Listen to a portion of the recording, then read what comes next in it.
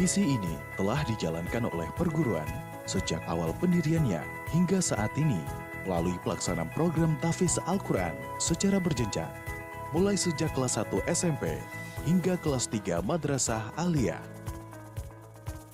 Melalui program tahfiz Al-Quran ini, dalam selang waktu 19 tahun, perguruan Arisalah telah berhasil melahirkan puluhan siswa dan siswi penghafal Al-Quran 30 juz dan ratusan siswa dan siswi penghafal Al-Quran lainnya dengan jumlah hafalan yang beragam.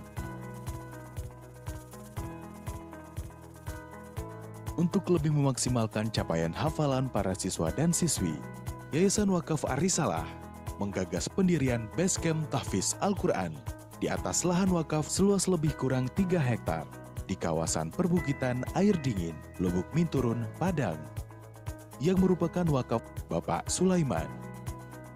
Basecamp Tahfiz ini akan dibangun dengan konsep modern, bernuansa asri, dan alami, yang memberikan kenyamanan dan mendukung konsentrasi siswa dan siswi dalam menghafal Al-Quran, serta dilengkapi dengan sarana dan prasarana penunjang yang dapat menjadikan lokasi Basecamp Tahfiz ini untuk keluarga besar Arisalah dan masyarakat Kota Padang. Assalamualaikum warahmatullahi wabarakatuh.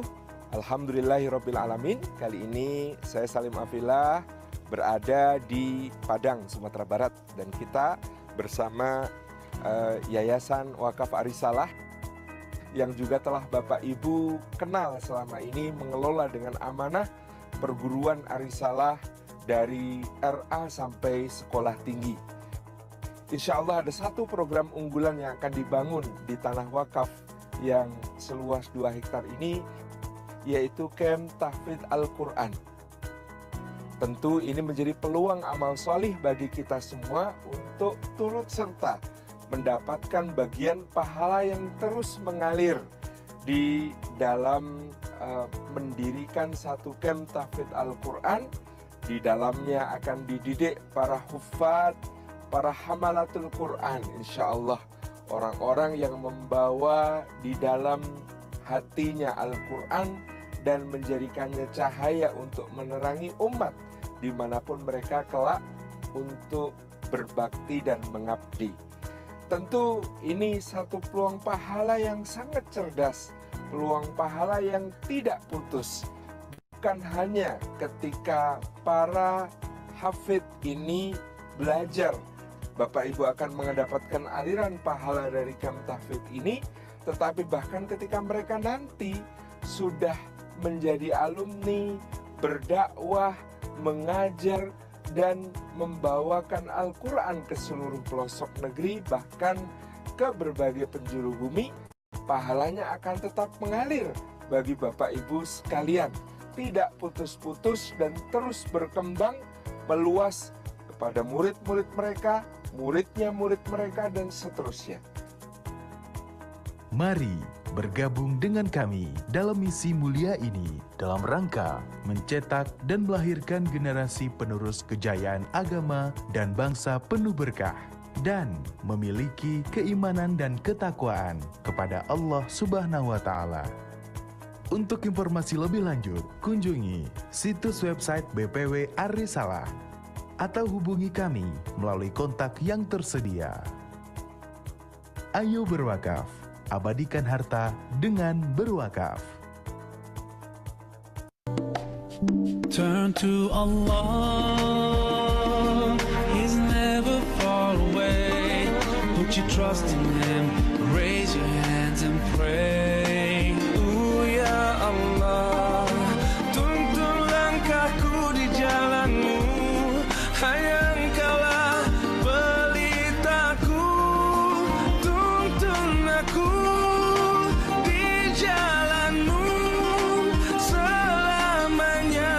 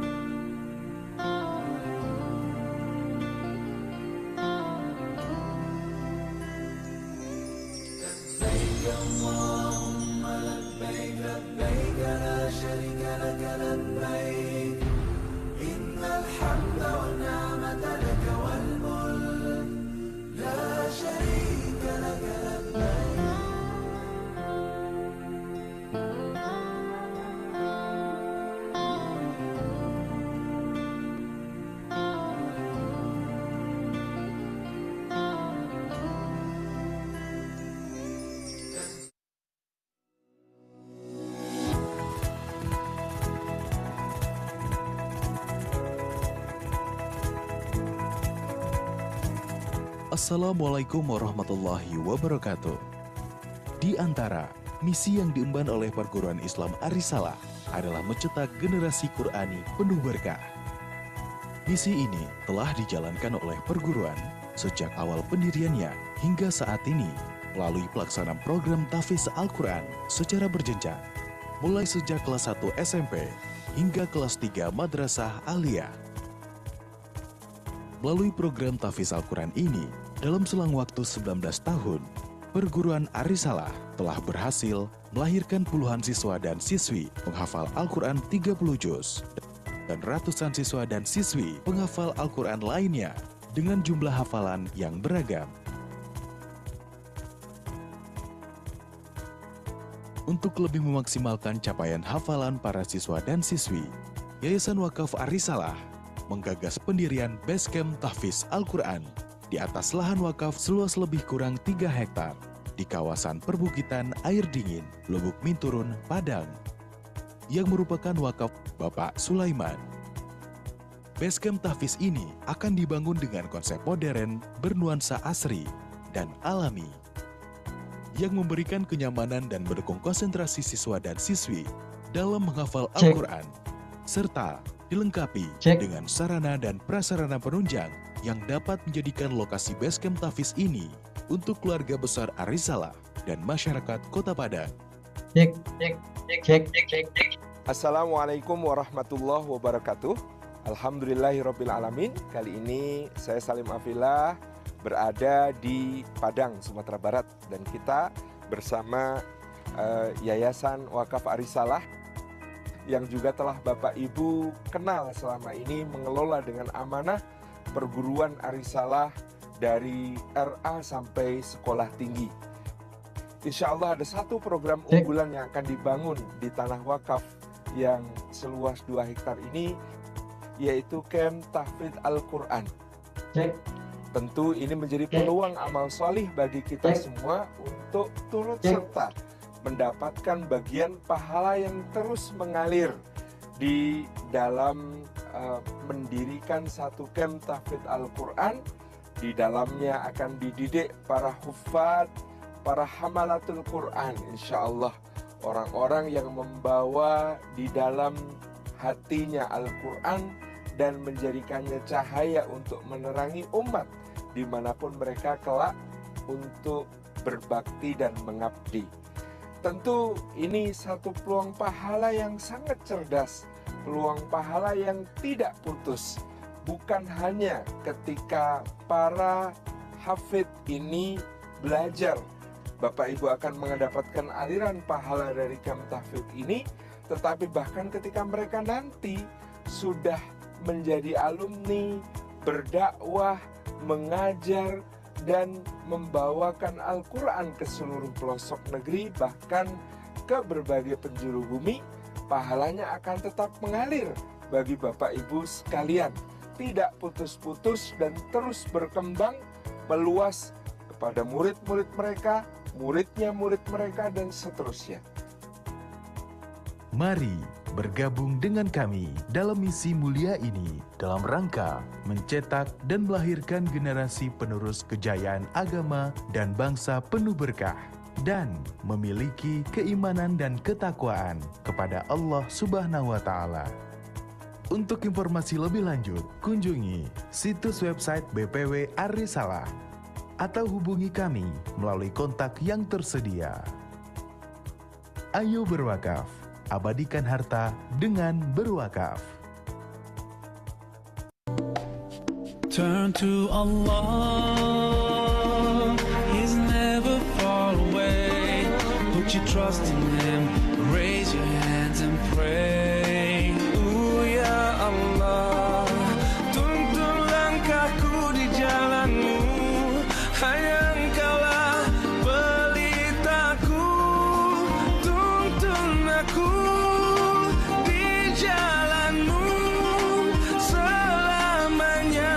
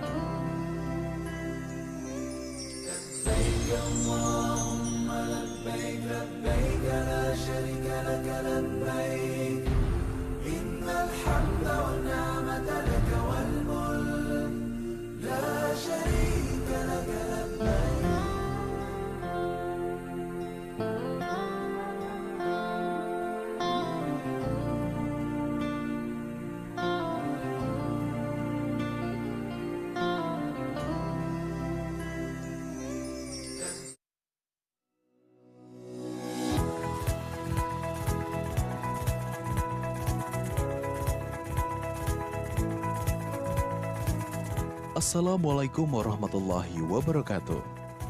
Di antara misi yang diemban oleh Perguruan Islam Ar-Risalah adalah mencetak generasi Qur'ani penuh berkah.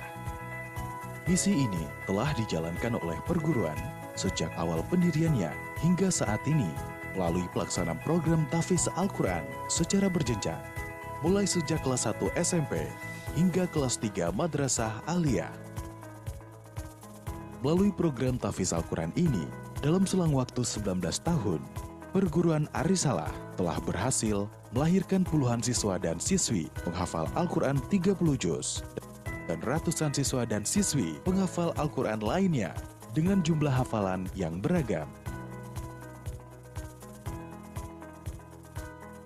Untuk lebih memaksimalkan capaian hafalan para siswa dan siswi, Yayasan Wakaf Ar-Risalah menggagas pendirian Basecamp Tahfiz Al-Quran di atas lahan wakaf seluas lebih kurang 3 hektar di kawasan perbukitan Air Dingin, Lubuk Minturun, Padang, yang merupakan wakaf Bapak Sulaiman. Basecamp Tahfiz ini akan dibangun dengan konsep modern, bernuansa asri, dan alami, yang memberikan kenyamanan dan mendukung konsentrasi siswa dan siswi dalam menghafal Al-Quran, serta dilengkapi dengan sarana dan prasarana penunjang yang dapat menjadikan lokasi Basecamp Tahfiz ini untuk keluarga besar Ar-Risalah dan masyarakat Kota Padang. Assalamualaikum warahmatullahi wabarakatuh. Alhamdulillahirrabbilalamin. Kali ini saya Salim Afillah berada di Padang, Sumatera Barat, dan kita bersama Yayasan Wakaf Ar-Risalah yang juga telah Bapak Ibu kenal selama ini mengelola dengan amanah Perguruan Ar-Risalah dari RA sampai sekolah tinggi. Insya Allah ada satu program unggulan yang akan dibangun di tanah wakaf yang seluas 2 hektar ini, yaitu Camp Tahfiz Al-Quran. Tentu ini menjadi peluang amal solih bagi kita semua untuk turut serta mendapatkan bagian pahala yang terus mengalir di dalam mendirikan satu camp tahfiz Al-Quran. Di dalamnya akan dididik para hufad, para hamalatul Quran, insya Allah orang-orang yang membawa di dalam hatinya Al-Quran dan menjadikannya cahaya untuk menerangi umat dimanapun mereka kelak untuk berbakti dan mengabdi. Tentu ini satu peluang pahala yang sangat cerdas, peluang pahala yang tidak putus. Bukan hanya ketika para hafid ini belajar, Bapak Ibu akan mendapatkan aliran pahala dari camp tahfiz ini, tetapi bahkan ketika mereka nanti sudah menjadi alumni, berdakwah, mengajar, dan membawakan Al-Quran ke seluruh pelosok negeri, bahkan ke berbagai penjuru bumi, pahalanya akan tetap mengalir bagi Bapak Ibu sekalian. Tidak putus-putus dan terus berkembang, meluas kepada murid-murid mereka, muridnya murid mereka, dan seterusnya. Mari bergabung dengan kami dalam misi mulia ini dalam rangka mencetak dan melahirkan generasi penerus kejayaan agama dan bangsa penuh berkah dan memiliki keimanan dan ketakwaan kepada Allah Subhanahu wa Ta'ala. Untuk informasi lebih lanjut, kunjungi situs website BPW Ar-Risalah atau hubungi kami melalui kontak yang tersedia. Ayo berwakaf, abadikan harta dengan berwakaf. Turn to Allah, He's never far away. put your trust in Him. Raise your hands and pray. Ya Allah, tuntun langkahku di jalan-Mu. Hanya Engkaulah pelitaku. Tuntun aku di jalan-Mu selamanya.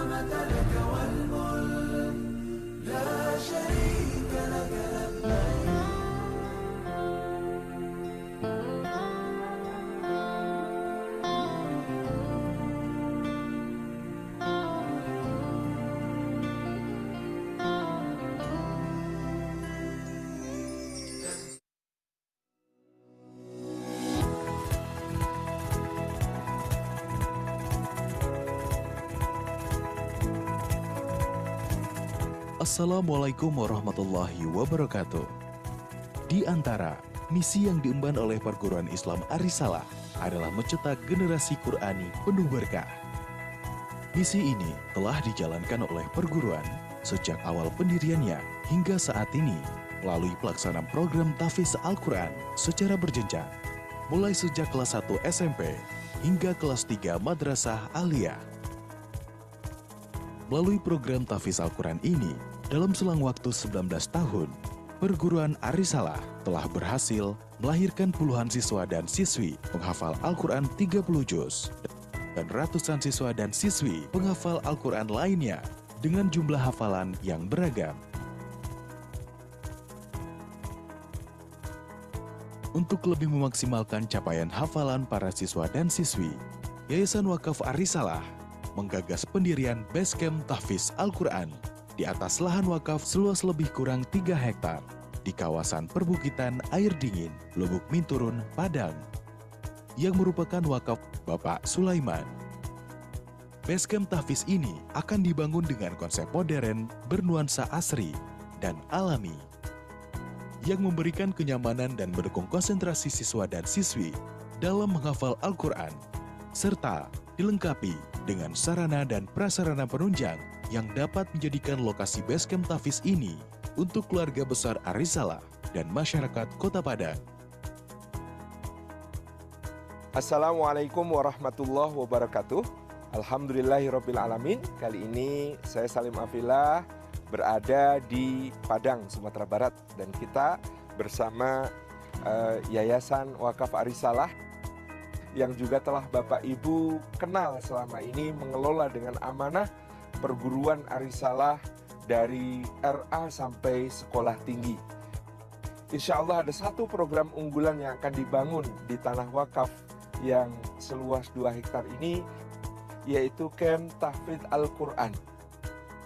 Tentu ini menjadi peluang amal solih bagi kita semua untuk turut serta mendapatkan bagian pahala yang terus mengalir di dalam mendirikan satu camp tahfiz Al-Quran.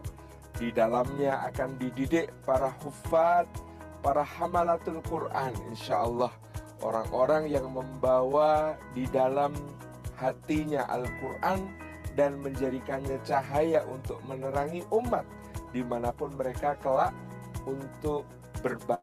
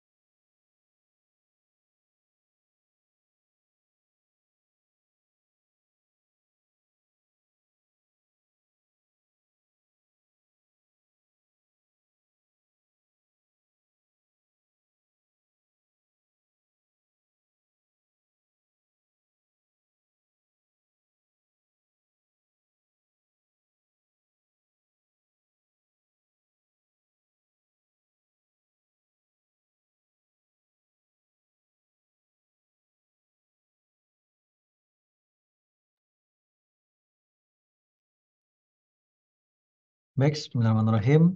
Assalamualaikum warahmatullahi wabarakatuh. Di warung ada Pak Udin. Pak Udin sedang beli jubah. Kembali berjumpa dengan hadirin dalam program pesantren virtual Arisalah.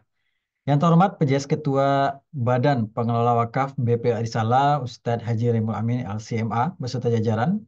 Yang terhormat narasumber pesantren virtual Arisalah kali ini, Ustadz Dr. Saiful Bahri MA, dan yang terhormat Ustadz Ustazah, Bapak Ibu hadirin, ayah, bunda, eh, peserta pesantren virtual Arisalah. Selamat datang dalam acara pesantren virtual Arisalah spesial memperingati Isra dan Mi'raj dengan tema Salat sebagai kunci kebahagiaan hidup dunia dan akhirat bersama Ustadz Dr. Saiful Bahri MA. Kegiatan ini terselenggara oleh BP Arisalah bekerja sama dengan Radio Sip FM, Padang, Bank BSI Cabang Padang, dan Bank Nagari Syariah. Alhamdulillah, Alhamdulillazi arsala rasulahu bil huda wa dinil haq liyuzhirahu ala dini kulli wa kafa billahi syahida. Asyhadu an la ilaha illallah wa asyhadu anna Muhammadan abduhu wa rasuluh sallallahu alaihi wasallam la nabiyya ba'da. Puji syukur kita ucapkan kepada Allah Subhanahu wa taala karena telah memberikan rahmat dan nikmatnya kepada kita sehingga kita dapat hadir dalam kegiatan pesantren virtual Arisalah kali ini. Salawat beriring salam tidak lupa pula kita doakan buat junjungan kita yakni Nabi Muhammad SAW dengan mengucapkan Allahumma sholli ala Muhammad wa ala ali Muhammad. Hadirin peserta pesantren virtual Arisalah, acara pertama pembacaan kalam ilahi oleh salah satu santri kita, salah satu santri perguruan Islam Arisalah, oleh Ananda Zulkifli Nurdin, kelas 10 MA jurusan IPA. Kepada Ananda kita persilakan.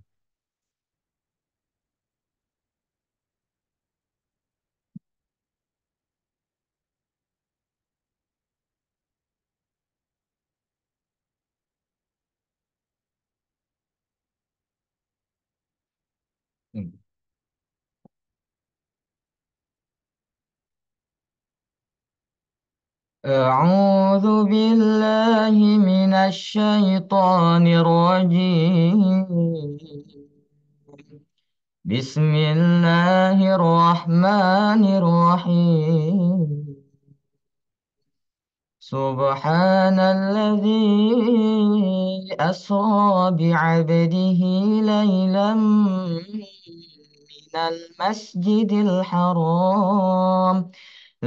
من المسجد الحرام إلى المسجد الأقصى الذي باركنا حوله لنريه من آياتنا إنه هو السميع البصير. وآتينا موسى الكتاب وجعلناه هدى لبني إسرائيل ألا تتخذوا من دوني وكيلا ذرية من حملنا مع نوح إنه كان عبدا شكورا. وقضينا إلى بني إسرائيل في الكتاب لتفسدن في الأرض مرتين ولتعلن علوا كبيرا.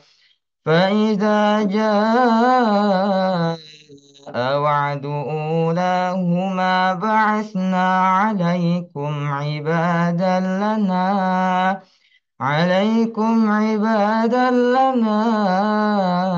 أولي بأس شديد فجاسوا خلال الديار وكان وعدا مفعولا. ثم رددنا لكم الكرة عليهم وأمددناكم بأموال وبنين وجعلناكم أكثر نفيرا. إن أحسنتم أحسنتم لأنفسكم وإن أسأتم فلها فإذا جاء وعد الآخرة ليسوءوا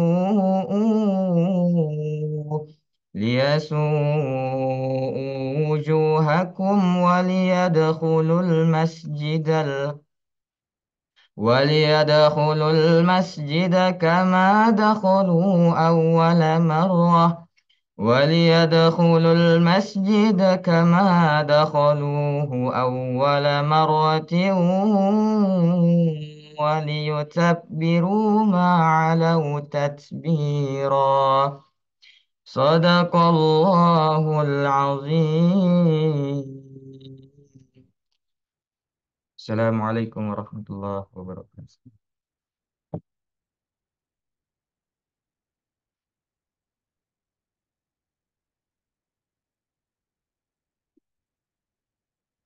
Baik, selanjutnya sambutan oleh PJS Ketua Badan Pengelola Wakaf BPW Arisalah, Ustadz Haji Remil Amin LCMA. Kepada Ustadz dipersilakan. Baik. Bismillahirrahmanirrahim. Assalamualaikum warahmatullahi wabarakatuh.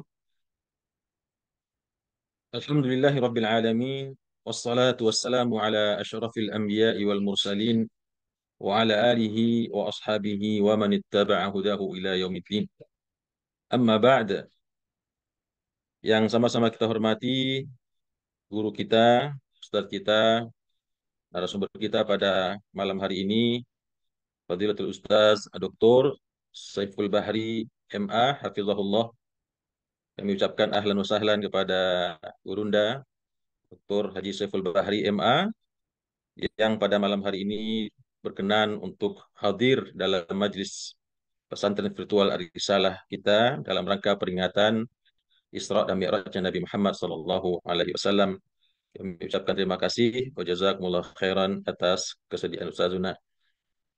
Yang kami hormati segenap pengurus Yayasan Wakaf Arisalah, yang kami hormati para ustadz dan para ustadzah,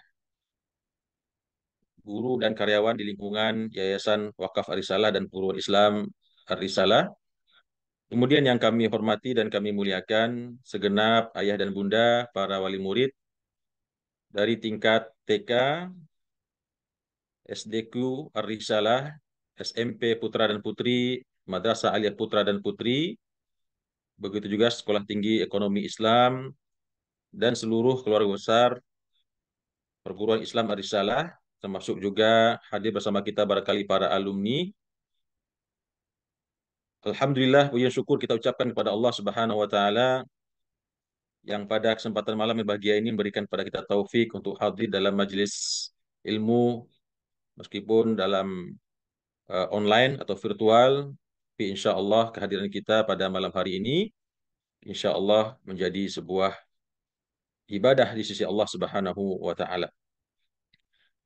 Salawat dan salam kita doakan untuk Nabi kita Nabi Muhammad sallallahu alaihi wasallam, kepada para keluarganya dan kepada para sahabatnya ila yaumil qiyamah. Amin ya rabbal alamin.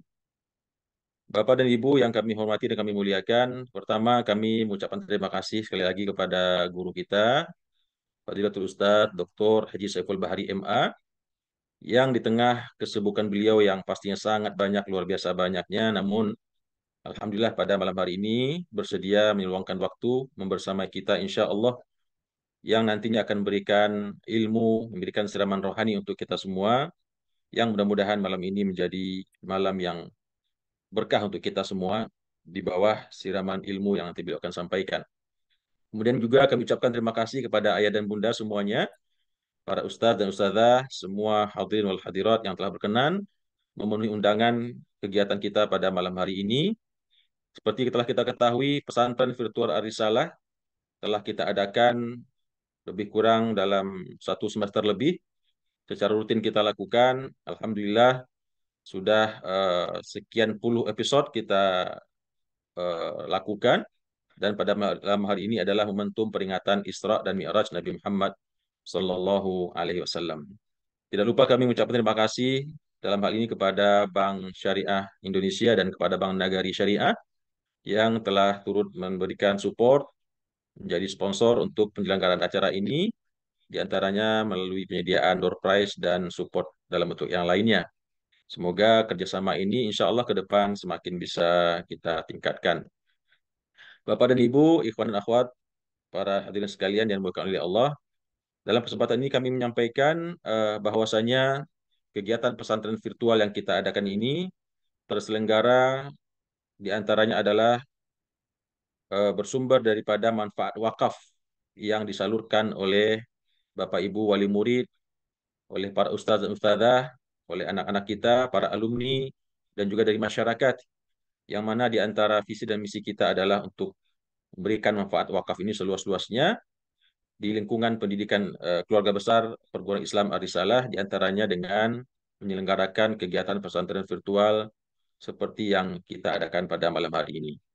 Tentunya harapan kita ke depan, kegiatan-kegiatan seperti ini semakin bisa kita kembangkan melalui manfaat wakaf yang kita peroleh daripada donasi wakaf yang dipersembahkan oleh para wali murid, para ustadz dan ustadzah, para masyarakat, yang insya Allah mudah-mudahan ke depan kita bisa tingkatkan acara kita ini menjadi acara yang lebih berkualitas lagi, dengan semakin banyak mendatangkan narasumber-narasumber yang berkompeten, narasumber yang berkualitas, seperti guru kita pada malam ini, Ustaz Dr. Saiful Bahri.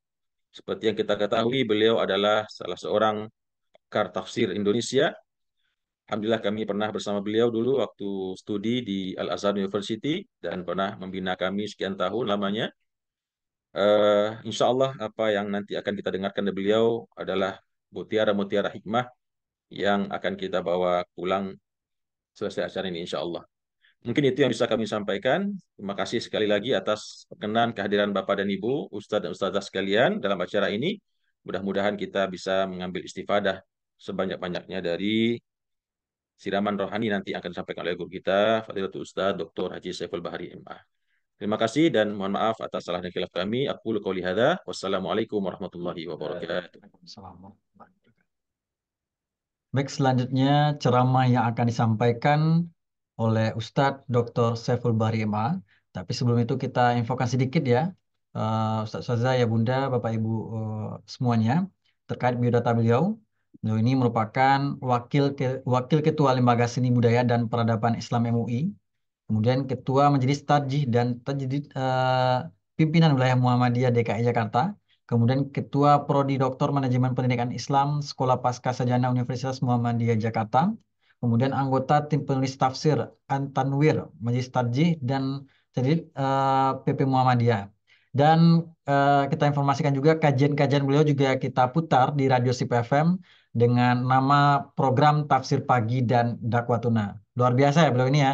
Bapak Ibu ya Bunda semuanya. Kalau gitu kita sambut ya beliau dengan takbir. Allahu Akbar. Takbir. Takbir.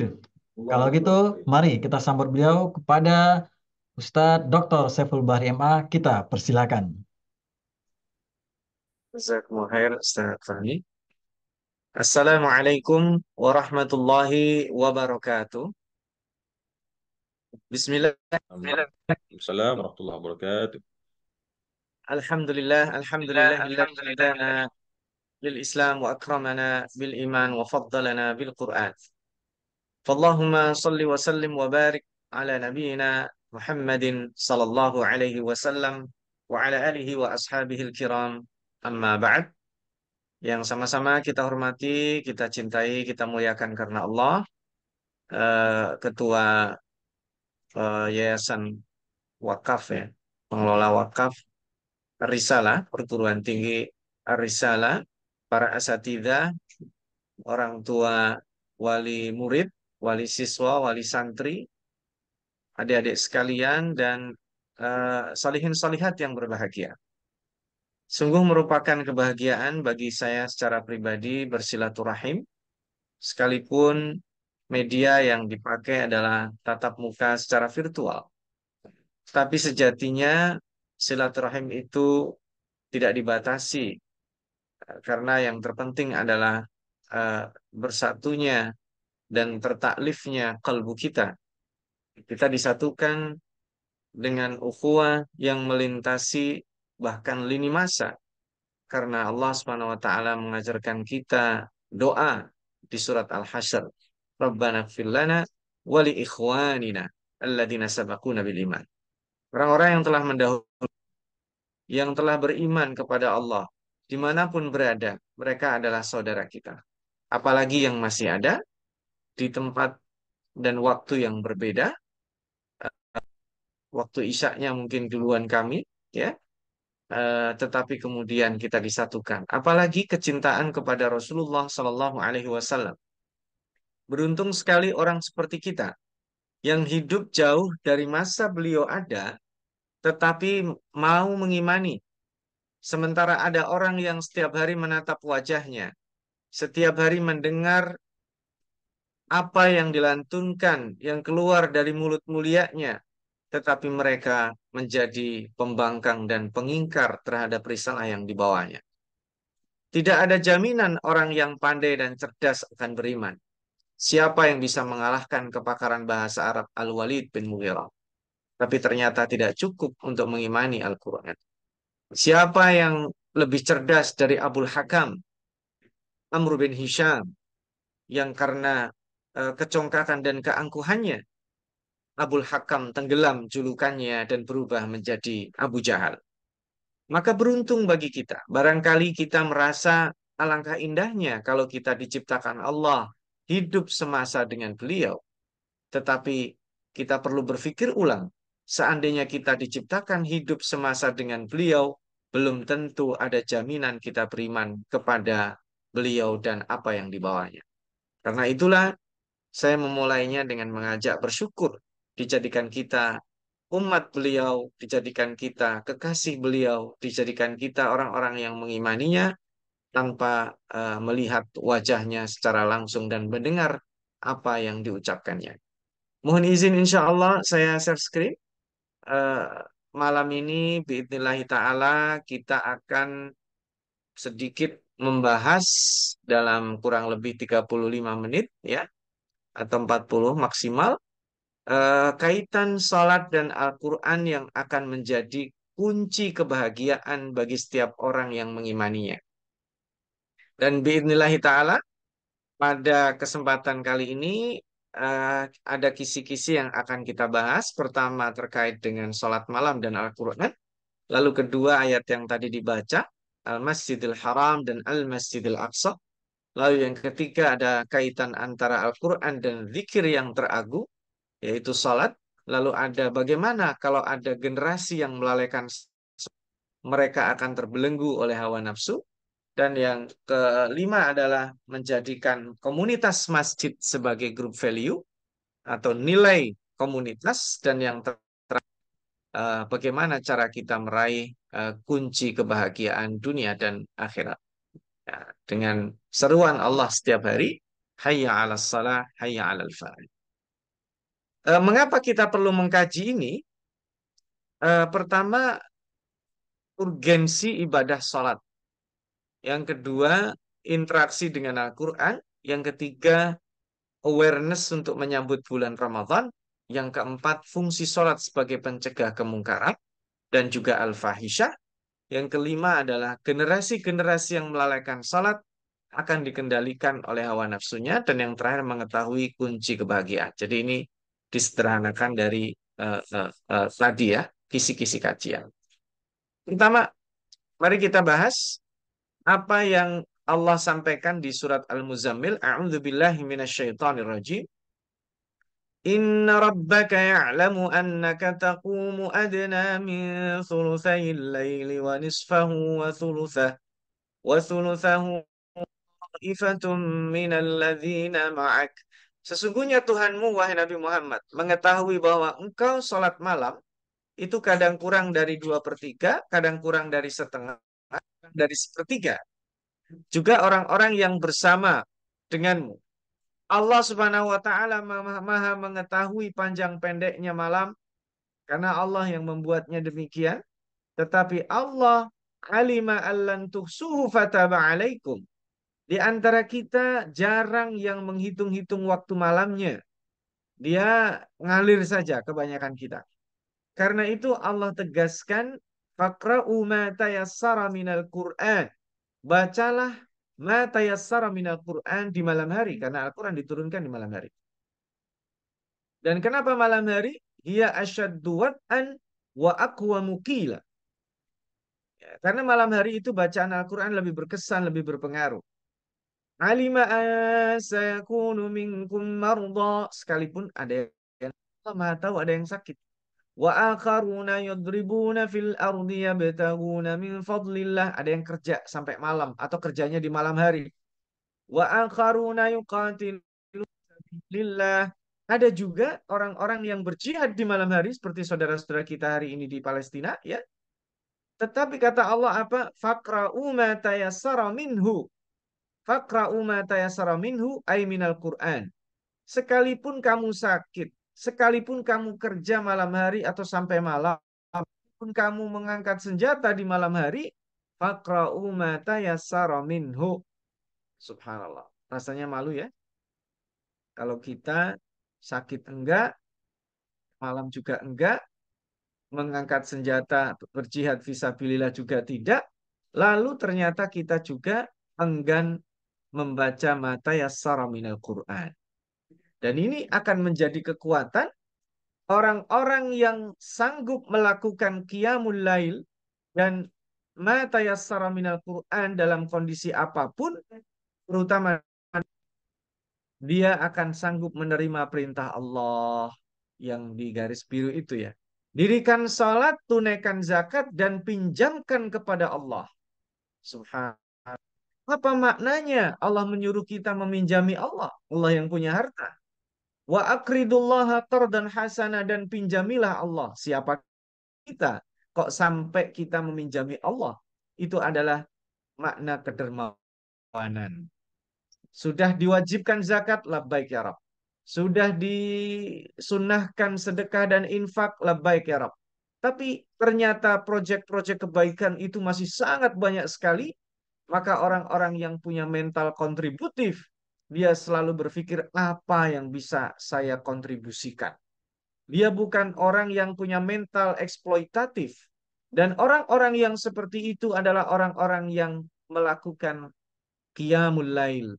Karena bacaan Al-Quran yang paling tinggi nilainya adalah ketika dibaca di dalam sholat. Nah ini kita bisa lihat kaitan ma tayassara minal Quran dan sholat malam. Tadi sudah dijelaskan.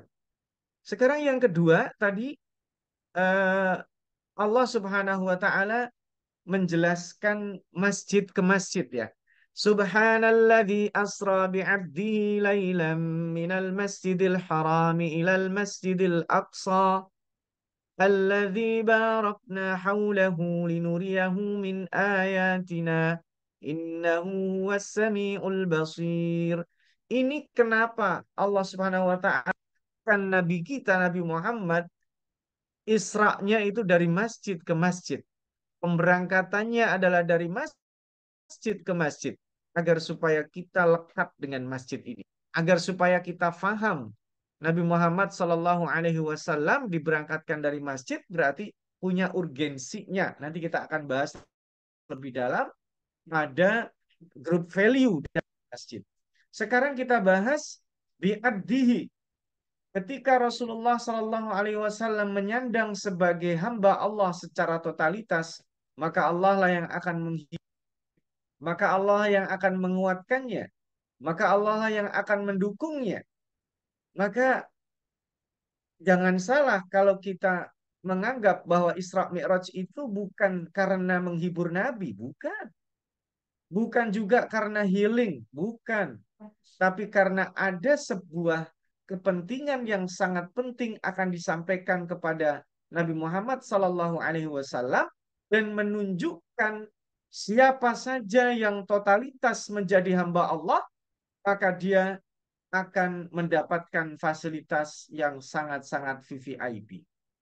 Kalau kita menjadi hamba Allah, tidak ada orang yang sanggup menghinakan kita. Kalau kita menjadi hamba Allah secara totalitas, maka fisik kita ini adalah tidak penting bagi kita. Sakit atau sehat, tua atau muda, kaya atau miskin, sibuk atau longgar, dia adalah hamba Allah. Maka ketika seseorang menghamba kepada Allah, saat itulah Allah Subhanahu wa taala akan muliakan dia. Allah Subhanahu wa taala adalah zat yang sanggup menjadikannya apa saja dan bagaimana. Karena itu kata-kata bi'abdihi lailan, maka itu menandakan bahwa ini adalah tamu Allah. Jika Allah Subhanahu wa taala berkehendak, Allah bisa sampaikan melalui malaikatnya. Tapi kalau dia sampai dipanggil, itu menandakan orang itu istimewa. Kalau sampai Allah Subhanahu wa taala memanggil seseorang berhadapan secara langsung, maka itu adalah orang yang sangat-sangat istimewa. Tidakkah kita paham bahwa nikmat tertinggi penduduk surga adalah berjumpa dan berdialog langsung dengan Allah Subhanahu wa taala. Maka kalau kita ingin menjadi orang yang diistimewakan Allah, jadilah hamba Allah secara totalitas.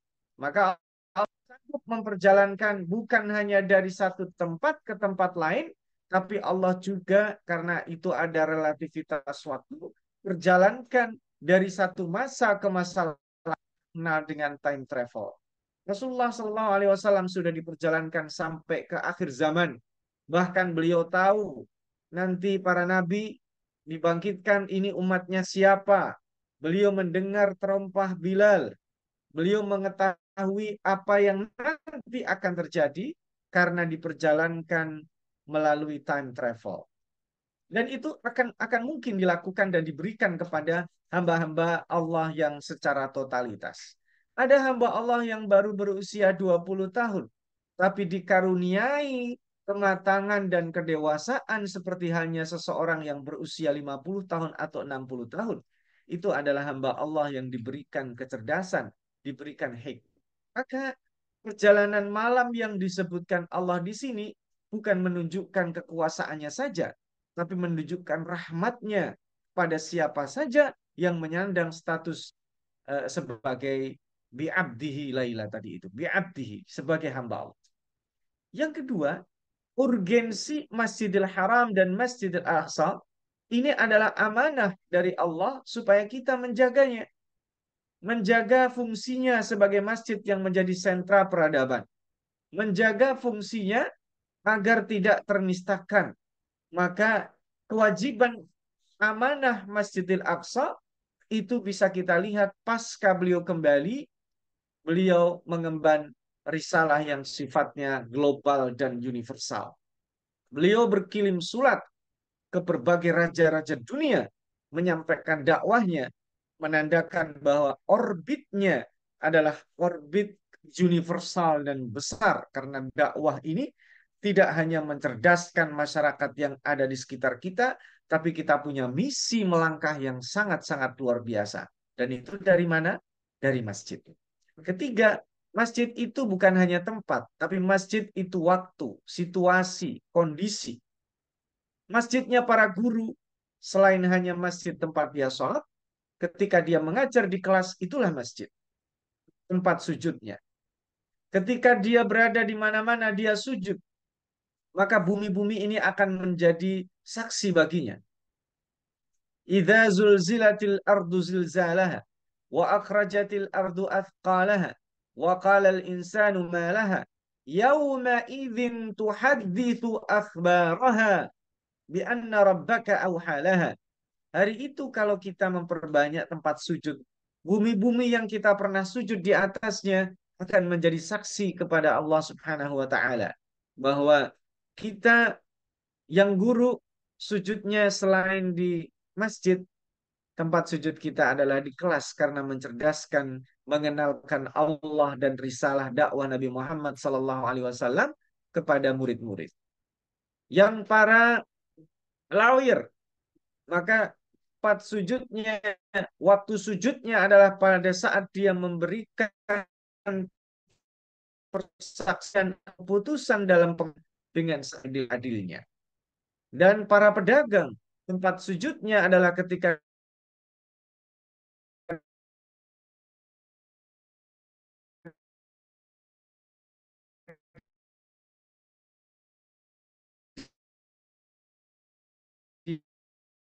dia aku kasih Allah. Akan menjadi karena yang ketiga yang kita bacakan ayat 45, Allah berfirman, A'udzubillahi minasyaitonir rajim. Utlu ma uhiya ilaika minal kitabi wa aqimis shalah. Innas salata tanha 'anil fahsya'i wal munkar wa la dzikrullahi akbar wallahu ya'lamu ma tasna'un. Bacalah wahai Nabi Muhammad apa yang diwahyukan kepada Anda yaitu Al-Qur'an, dan kita nih dapat perintah langsung nih, baca Quran dan dirikan sholat. Itu maknanya kualitas bacaan Al-Quran yang tertinggi kita baca di dalam sholat. Kualitas mendengar Al-Quran yang paling tinggi adalah mendengar bacaan Al-Quran ketika kita sedang sholat. Maka sholat berjamaah yang membaca ayat-ayat Al-Quran itu nilainya menjadi sangat dahsyat sekali. Dan kalau itu dilakukan secara sistematik, dilakukan dengan penuh kehusyuan dan fungsinya, innas salata tanha 'anil fahsya'i wal munkar. Salat itu menjadi benteng pencegah dan melakukan tindakan preventif supaya seseorang punya imunitas terhindar dari al-fahsya, jamaknya fahisyah, dan al-munkar. Fahsya itu adalah hal-hal yang kecil yang tidak disukai orang. Al-munkar adalah keburukan yang merusak struktur sosial, ya, penipuan, korupsi, manipulasi, itu kemungkaran. Perzinahan, ya, perselingkuhan, itu adalah fahisyah. Nah, fahisyah itu hal-hal memalukan yang tidak disukai Allah karena kita berbeda dengan binatang, karena kita bukan hanya memiliki akal, tapi kita dikaruniai kalbu untuk memisahkan mana yang patut dan mana tidak patut. Selain itu ditopang dengan syariat. Kata fahisyah di dalam Al-Quran biasanya diartikan dengan perzinahan. Dan yang mirip-mirip ya. Ada liwat, ada apa namanya, ikhtilat, lalu ada termasuk tadi perselingkuhan, ada kata-kata jorok, itu fahisyah. Tapi al-munkar itu kenapa di dalam agama kita itu istilah amar ma'ruf nahi munkar? Ya, bukan amar ma'ruf nahi fahsya, nggak ada. Karena al-fahsya itu adalah permulaan dari munculnya kemungkaran. Ketika seseorang melakukan keburukan yang sifatnya tidak diketahui oleh orang lain, maka itu akan berproses menjadi kemungkaran yang akan merusak tatanan sosial. Orang mengatakan saya berzina kan suka sama suka. Oke. Tapi kalau dibiarkan akan merusak tatanan sosial. Saya mabuk kan nggak merugikan orang. Oke. Tapi ketika dia turun, dia akan merusak, mengganggu tatanan sosial. Ya. Dia berkata-kata jorok, tidak merugikan orang. Oke. Tapi ketika dia berinteraksi secara sosial, akan mengakibatkan kemungkaran. Dan itu dicegah dengan apa? Dengan salat. Karena salat itu merupakan zikir yang paling agung. Ya, ini ada pelajaran penting dari ayat yang tadi kita baca. Al-Quran dan salat tadi posisinya sama penting. Yang tadi fungsi pencegahan terhadap fahsya dan al-munkar. Dan yang ketiga, kenapa salat itu disebut dengan zikrullahi akbar? Ya, coba subhanallah ya. Salihin salihat para pecinta Al-Quran dan perindu Rasulullah Sallallahu Alaihi Wasallam, kita memulai sholat dengan takbir.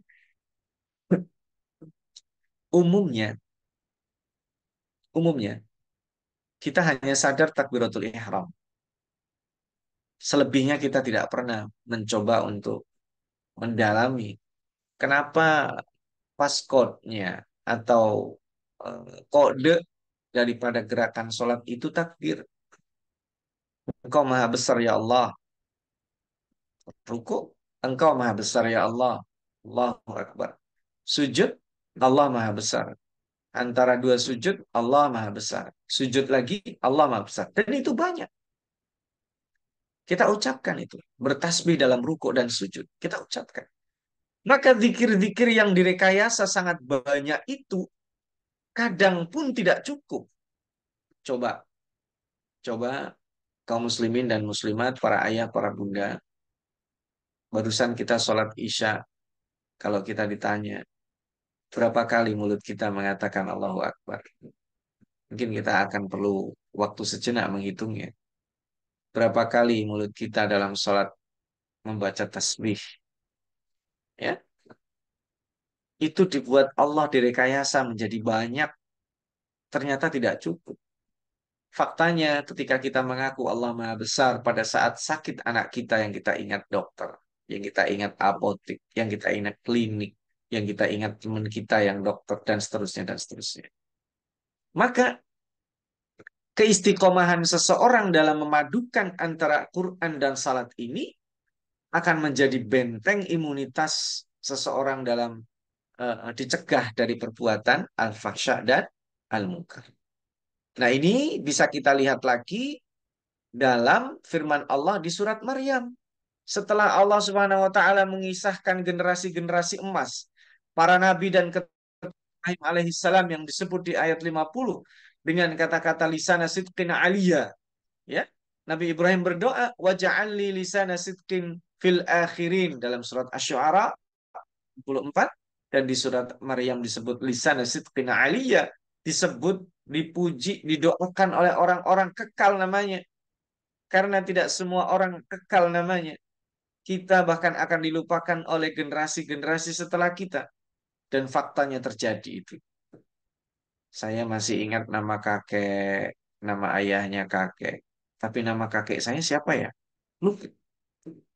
Hari ini saya jadi ayah. Nanti kalau anak saya menikah punya anak, saya jadi kakek. Kalau cucu saya menikah, anak saya lah yang jadi kakek. Saya sudah tidak menjadi kakek lagi. Menjadi buyut. Lalu kalau cicit saya itu punya cucu, statusnya akan diambil oleh anak saya. Bisa jadi saat itu generasi yang kesekian melupakan saya. Nah, itu itu pelajaran penting doa Nabi Ibrahim yang sangat futuristik dan visioner. Waja'al li lisana sidqin fil akhirin.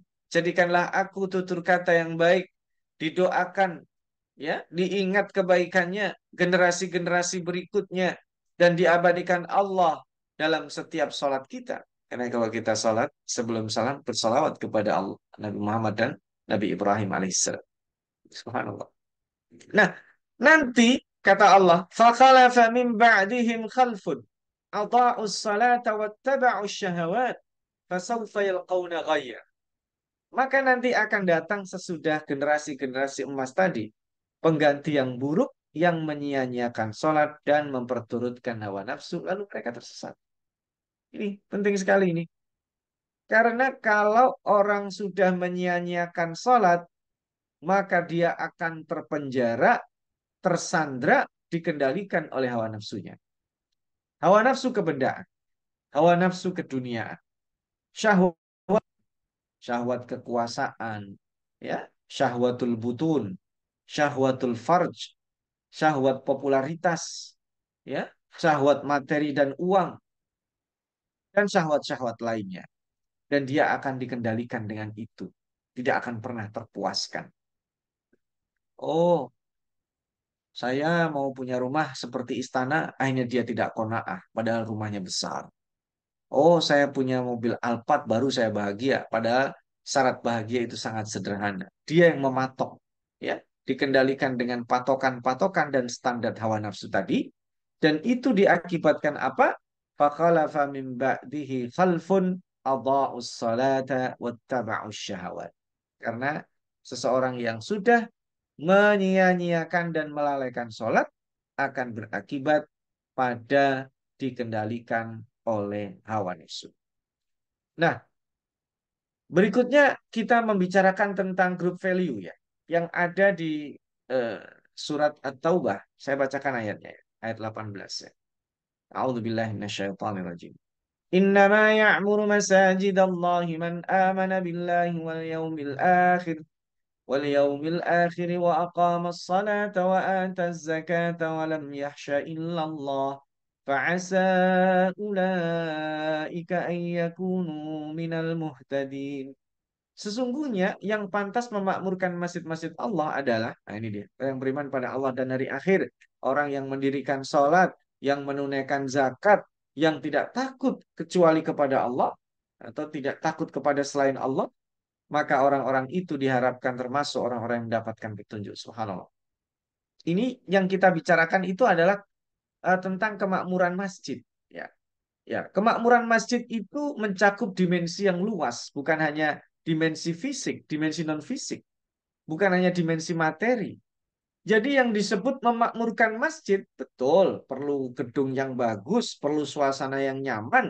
Tapi kalau kita masuk masjid dan hati kita gersang, itu tidak makmur. Masuk masjid itu hati kita, gitu ya. Masuk masjid langsung ingat Allah. Masuk masjid langsung merasa surga dan neraka nampak. Masuk masjid kita punya harapan untuk berjumpa dengan Allah di surganya. Maka urgensi kemakmuran spiritual itu menjadi penting. Ini enggak, terusnya kurang ya, saya mohon maaf. Jadi menjadi prioritas. Maka ada istilah Dewan Kemakmuran Masjid. Sebenarnya kemakmuran yang dimaksud adalah kemakmuran spiritual. Dan kenapa syarat orang memakmurkan masjid itu harus beriman? Karena itu yang paling penting. Nah, nanti masjid menjadi nilai grup. Ya, beberapa waktu lalu Al-Fakir diskusi membedakan antara group thinking dengan group value. Kalau group thinking itu liar, ya, ada orang pamer harta, gitu ya. Lalu akhirnya menjadi trendy, menjadi viral, menjadi standar, gitu ya. Ada challenge. Ini anak-anak sekarang begitu. Ya, generasi-generasi sekarang begitu mainannya. Padahal harusnya ada group value. Group value itu begini. Hari ini kalau ada orang puasa, orang hebat. Karena rata-rata orang tidak puasa. Puasa sunnah. Hari ini kalau ada orang rajin baca Quran, hebat. Rata-rata orang biasa, standar aja. Hari ini ada orang sholat malam rajin, hebat. Karena rata-rata orang tidak melakukan. Tapi kenapa itu nanti di bulan Ramadan menjadi biasa saja? Karena terkondisikan dengan nilai grup atau grup value tadi. Puasa yang tadinya menjadi hebat menjadi biasa. Emang situ aja yang puasa. Saya juga puasa. Yang baca Al-Quran biasa, ya. Artinya biasa bukan nilainya rendah, menjadi mudah. Group value itu adalah menata kebiasaan yang tadinya menjadi sesuatu yang sulit dijangkau dengan group value menjadi mudah.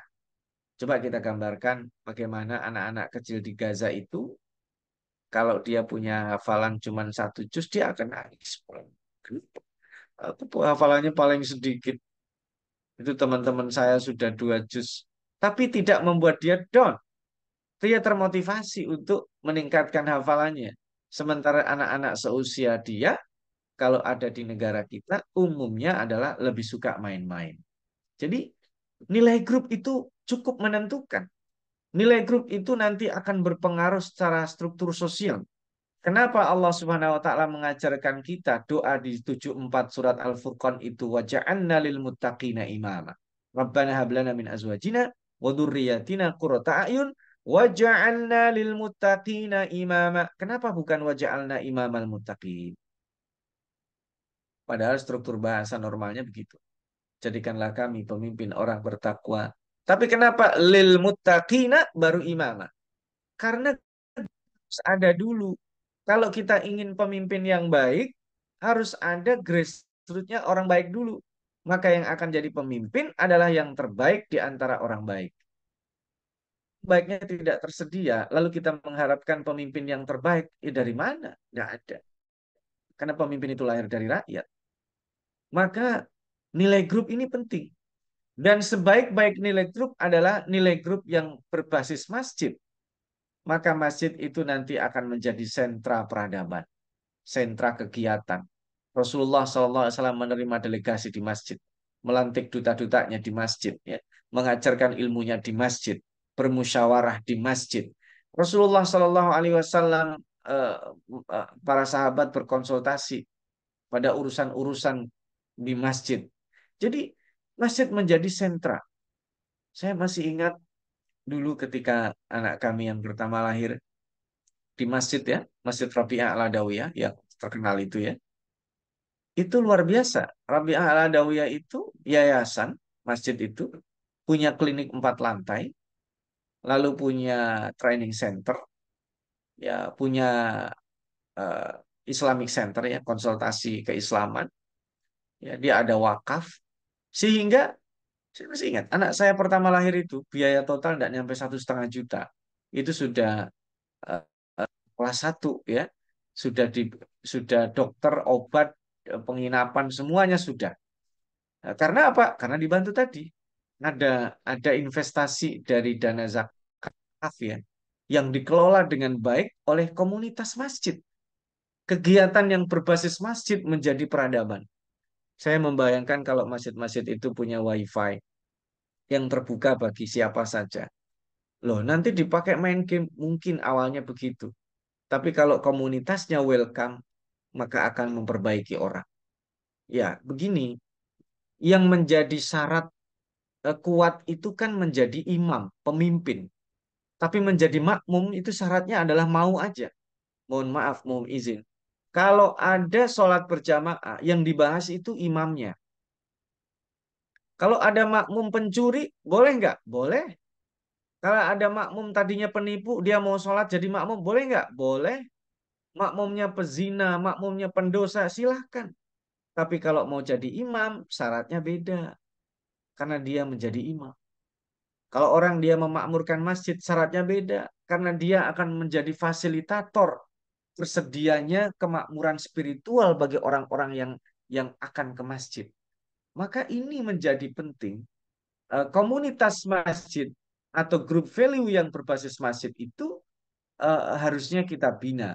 Apalagi sekarang Isra Mi'raj itu kita membicarakan Masjidil Aqsa, kita membicarakan bagaimana mengembalikan anak-anak muda dan anak-anak kecil itu supaya lebih nyaman ke masjid.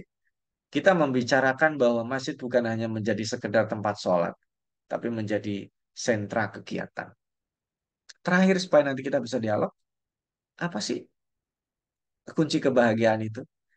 Apa sih makna Allah Subhanahu wa taala eh, memberikan pernyataan dalam kumandang azan itu, ini yang disyariatkan ya, yang kita dengar setiap hari, hayya 'alas shalah, hayya 'alal falah. Dan ternyata keberuntungan dan kebahagiaan itu adalah anugerah. Orang banyak mencari, tapi itu anugerah. Dan cara kita latihan adalah dengan salat. Ya. Maka nanti akan disebut al-falah itu al-muflihun. Jadi Al-Quran itu selalu kalau ada konsep, lalu berbicara orang.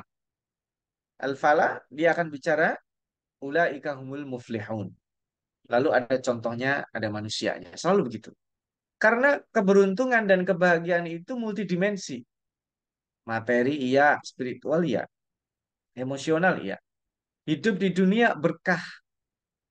Hidup dan bahagia di akhirat disebut dengan al-fawzul azim. Hidup di dunia berkah itu maksudnya dalam kondisi apapun dia bersyukur.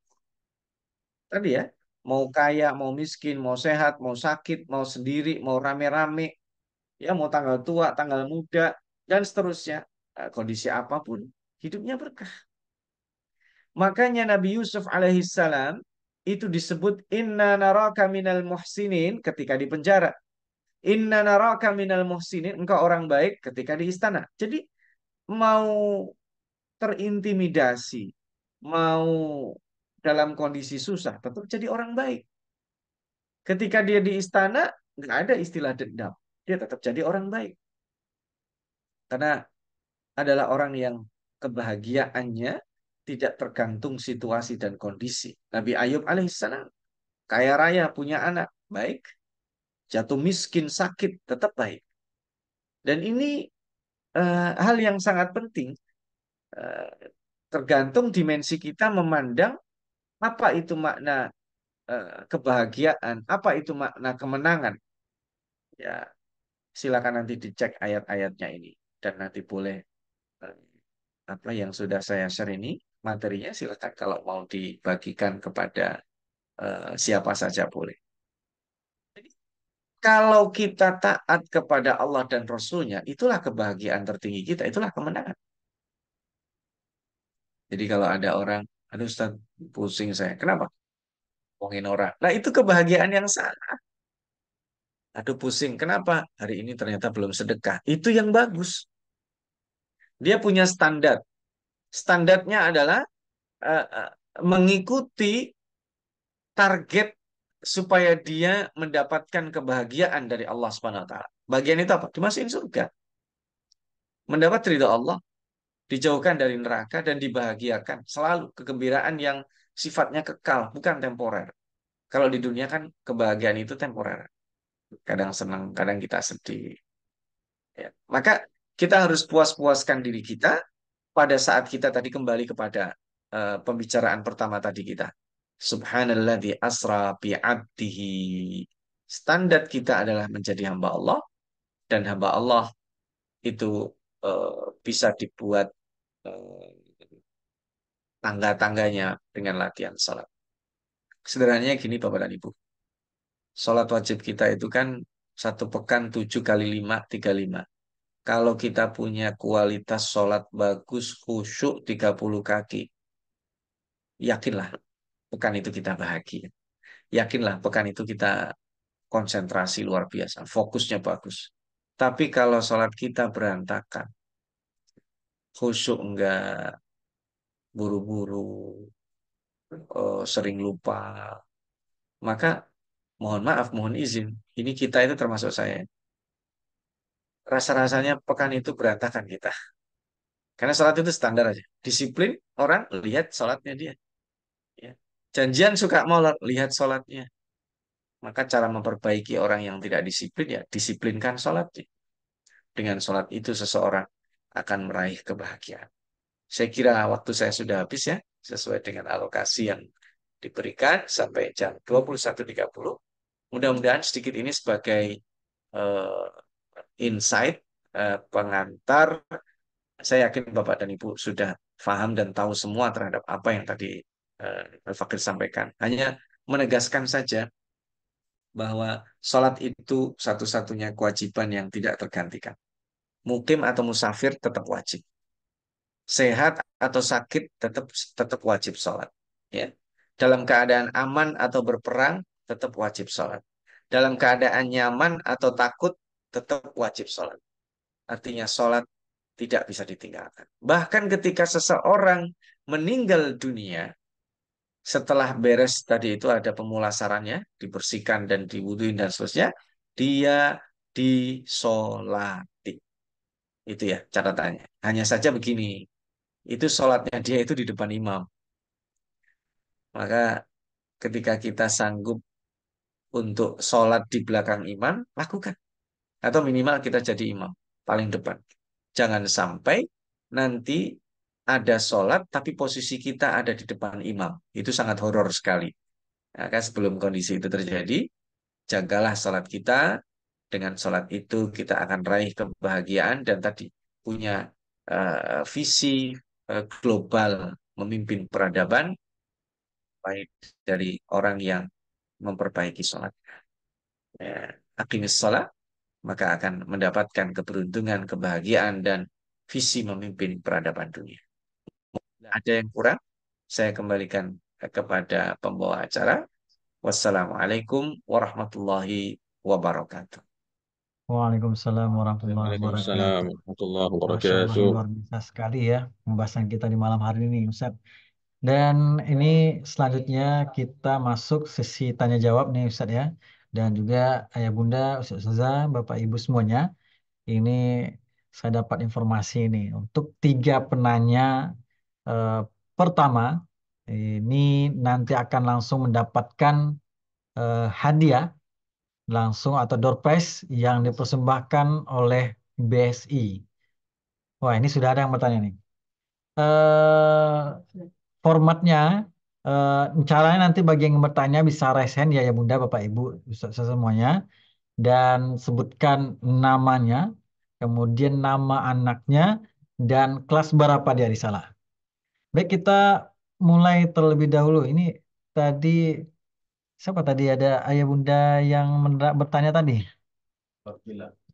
Baik, berarti ada Bunda Tertila. Ini kita persilakan untuk bertanya ini.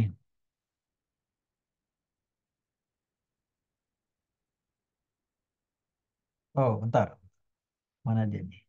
Kita setting dulu nih. Silakan Bunda diaktifkan. Ah. Assalamualaikum Ustaz. Waalaikumsalam. Ada yang ada? Eh, ini bundanya dari Uminya Nasfa Fiqha kelas 10 MA dan Nafla Khalisah kelas berapa? Kelas 8 SMP. Terus pertanyaannya Ustaz, dengar Ustaz? Ya, terdengar. Silakan. Pertanyaannya, ini kan ada hadis Nabi ya Ustaz. Akan datang suatu zaman di situ generasinya melalaikan sholat. Terus itu modelnya Ustaz itu apa itu sunatullah Ustaz. Suaranya menggema Kurang di saya. kurang jelas Bunda. Nah, ini kan ada hadis Nabi ya Ustaz. Mhm. Ah, akan datang suatu zaman yang di situ generasinya melalaikan sholat. Terus ah, sikap kita bagaimana Ustaz? Pasrah saja dengan ketentuan sunnah itu atau ada usaha yang bisa kita lakukan Ustaz?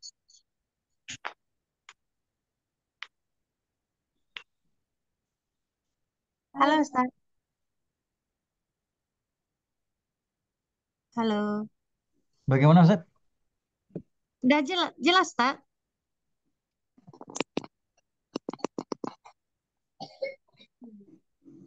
Jadi terkait hadis Nabi ini Ustaz. Ustaz Ya, sudah terdengar tadi. sudah Ustaz? Ya, Ya, Ustaz. Makasih Ustaz. ya Assalamualaikum. sama-sama. Waalaikumsalam. Waalaikumsalam. Baik, Mungkin Bunda singkat saya Tartila. jawab mungkin ya supaya efektif. Bukan hanya hadis Nabi, tapi tadi surat Maryam ayat eh, yang tadi saya sampaikan ya ayat 59 ya. Fakhalafa min ba'dihi khalfun adaa'us shalah itu bukan hanya memberikan kondisi yang akan nanti terjadi, tetapi itu juga di situ ada rahasianya. Kalau kita tidak ingin dikendalikan hawa nafsu, maka jaga sholatnya. Jadi gitu Bunda. Jadi kalau kita supaya tidak punya keinginan yang aneh-aneh, ya sholatnya bagus. Itu poinnya di situ. Kecuali kalau kita ingin dikendalikan hawa nafsu, maka sholat sesuka-sukanya. Tidak disiplin sholat, ya otomatis dia tidak disiplin untuk urusan yang lainnya. Biasanya begitu. Maka standar standar sholat itu menjadi standar minimal kebaikan seseorang. Ya, ya itu yang pertama. Yang kedua, bahwa orang yang ini terkait dengan tadi ya, inna sholata tanha anil fahsya'i wal munkar. Seseorang yang ingin memiliki imunitas yang baik, maka dilakukan dengan pendekatan sholat. Jadi begini, tapi saya sholat kan belum bisa khusyuk. Iya, sama dengan ikhlas itu. Redaksi ada al-mukhlisin, jadi ada al-mukhlasin. Al-mukhlasin orang yang berusaha ikhlas. Al-mukhlasin orang yang sudah defaultnya ikhlas. Al-muqiminas shalah itu orang yang sudah menjadikan sholatnya seperti halnya dia mukim. Bukan mukim itu bukan hanya mendirikan sholat, dia menjadi sholat itu kayak di rumah, nyaman dengan sholatnya. Tapi itu bisa dilakukan dengan tahapan yang paling kecil karena kan disebut dalam Al-Qur'an kan wa innaha lakabiratun illa 'alal khashi'in. Sholat itu berat kecuali orangnya udah khusyuk. Itu kan udah expert. Orang baru belajar nggak ada masalah. Yang penting jangan lalaikan sholat. Kalau udah lalai sholat, udah rusak itu. Kira-kira itu eh, eh, Ustaz, feedbacknya. Baik Ustaz. Syukur Ustaz. Terima kasih untuk Bunda Tartila. Ini bisa diketikkan Bunda nama anaknya dan kelas berapa di Adisalah biar didata oleh tim BPW. Baik Ustaz, selanjutnya ini ada Bapak Hafizur Risman, SAK dan Tari Oktavia. Silakan Bapak atau Ibu. Baik, Assalamualaikum warahmatullahi wabarakatuh, Ustadz Dr. Saiful Bahri. Waalaikumsalam warahmatullahi wabarakatuh. Suatu kehormatan saya bisa eh, bersapa muka dengan Bapak. Saya mau bertanya Bapak akan eh, suatu eh, hal yang baru bagi saya yaitu untuk mengajak orang ke masjid. Kebetulan kami adalah salah satu takmir masjid itu dengan memberikan makanan gratis, misalnya sarapan atau Jumat berkah. Apakah itu membuat sebuah fenomena yang membuat kita itu menjadi tidak baik dalam dakwah atau bagaimana itu Ustadz? Baik, Baik. eh, Bapak ini bisa ada anaknya dari Salah? Belum Pak, belum. Oh, alumni ya. Iya. Baik, eh, Masya Allah ini nanti bisa. Pemain baru. Iya, iya. Nanti bisa di apa oleh tim BPW. Baik, Ustadz silakan Ustadz. Ya, singkat. Eh, itu bagian motivasi ya, nggak ada masalah. Bagi saya motivasi itu bisa macam-macam. Eh, Kalau ada dana lagi, digunakan lebih ya, pasang wifi. Mungkin sebagian orang takut disalahgunakan. Tapi buat mereka nyaman di situ dulu. Jangan sampai kalau zaman dulu ya, orang tuh lebih nyaman di warnet, main game daripada di masjid. Gitu. Nah ini orang nanti datang ke masjid gara-gara cari makan ya, nggak apa-apa, nggak apa-apa. Dia biar aja ke masjid. Nanti kan orang kalau ke masjid dia lihat-lihat tuh, lihat-lihat, lalu menikmati. Enak juga ya ternyata di masjid. Jadi kesan pertamanya itu bukan menghakimi orang. Tadi makanya syarat menjadi makmum itu nggak muluk-muluk. Dia yang penting mau sholat aja. Tapi saya mencuri, nggak apa-apa, sholat aja. Nah, tapi nanti dia mencuri sendal malah ke masjid, ya nggak apa-apa. Ya, nanti ada treatmentnya, ya, ada treatment. Bahkan bisa jadi saya pernah dapat cerita itu orang yang tadi suka ngambil kotak amal itu, dia lama kelamaan treatmentnya bagus menjadi orang yang luar biasa. Bukan hanya mengembalikan yang diambil dari kotak amal, tapi justru dia menjadi mujahid setelah itu. Karena treatment suasana tadi itu group value masjidnya. Ya mungkin ini akan ada kasus pasti. Ya, misalnya nyebar makanan katakanlah 100 atau 50. Kasusnya mungkin kan satu atau dua. Satu atau dua itu sudah pasti akan dibicarakan kasus. Sementara ada 48 atau 49 yang baik itu biasanya tidak dibicarakan. Selalu begitu.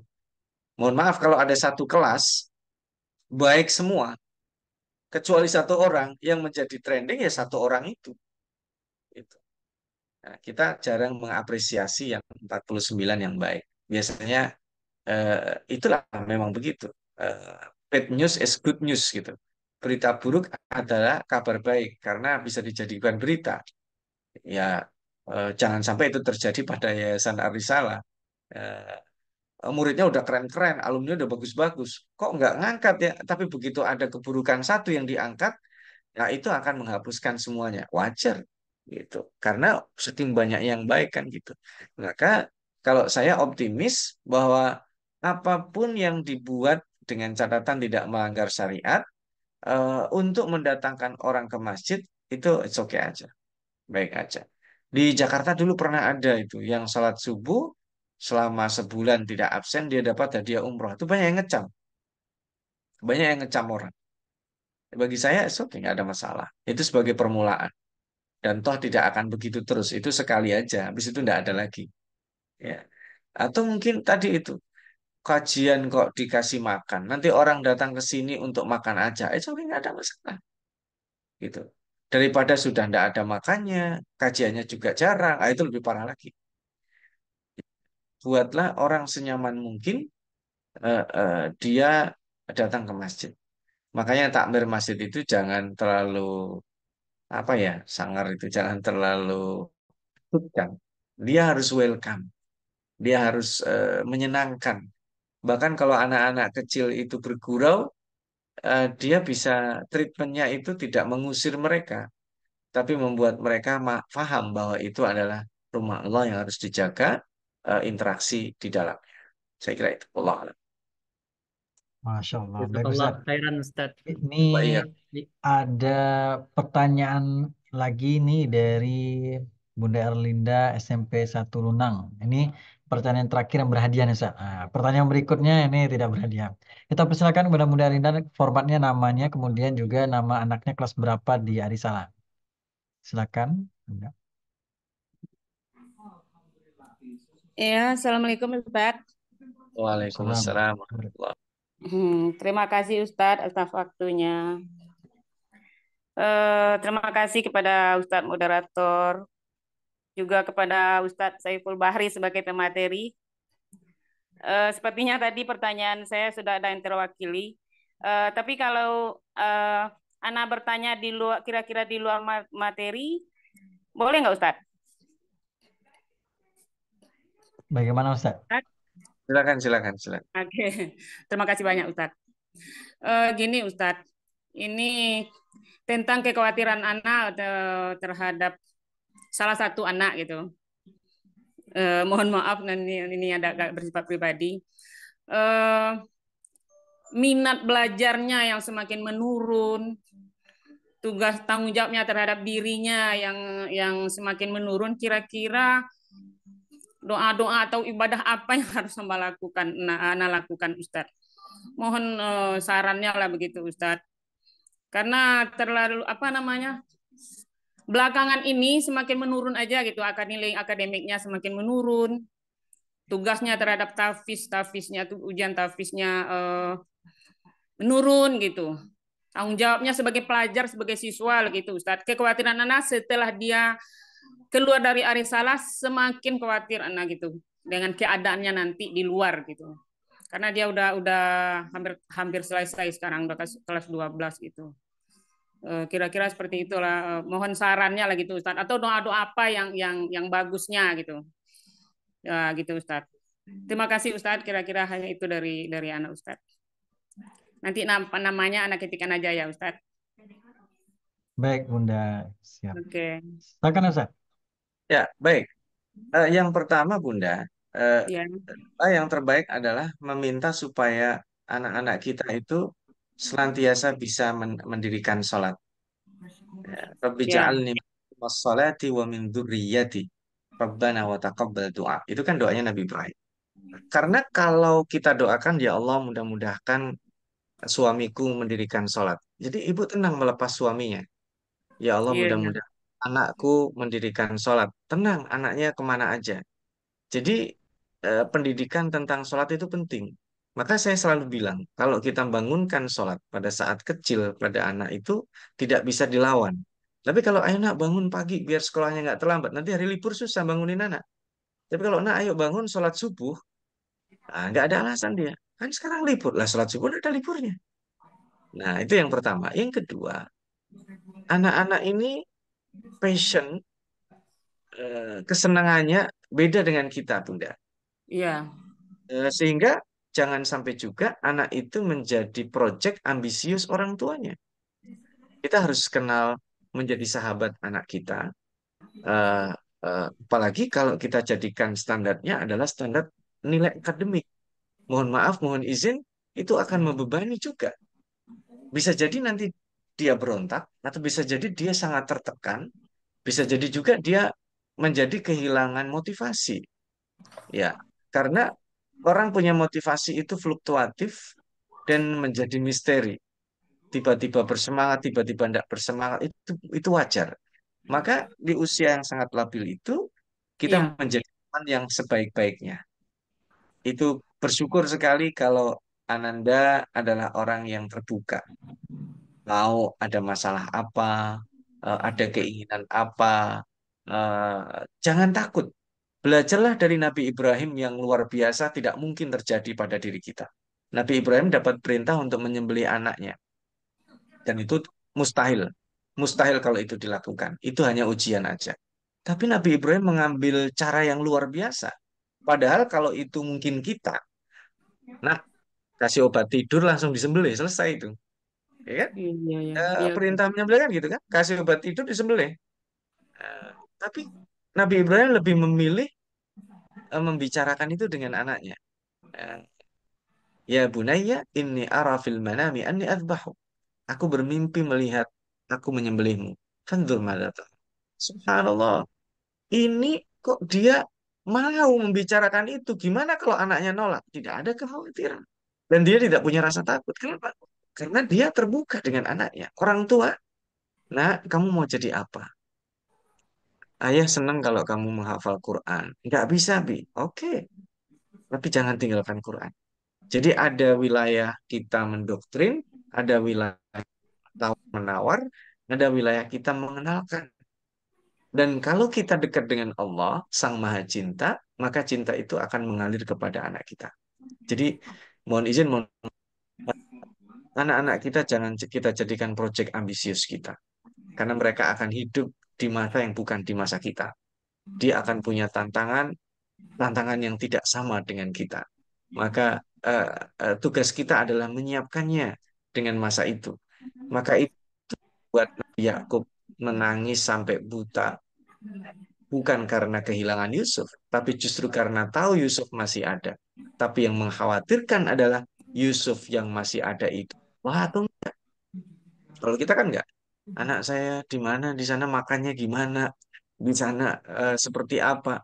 Harusnya kalau kita kemana-mana kita pikir anak saya di sana sholatnya gimana, masih nyembah Allah atau tidak. Kalau itu kita menjadi dominan, akhirnya kita kuatkan dari sisi muraqabatullah. Karena kita nggak akan mendampingi mereka selamanya. Kalau itu sudah kuat, dia jadi Nabi Yusuf, oke, di penjara, dipuji, didolimi, tetap menjadi orang baik. Kalau dia menjadi eh, penguasa, tidak zalim. Kalau dia menjadi pelajar, amanah.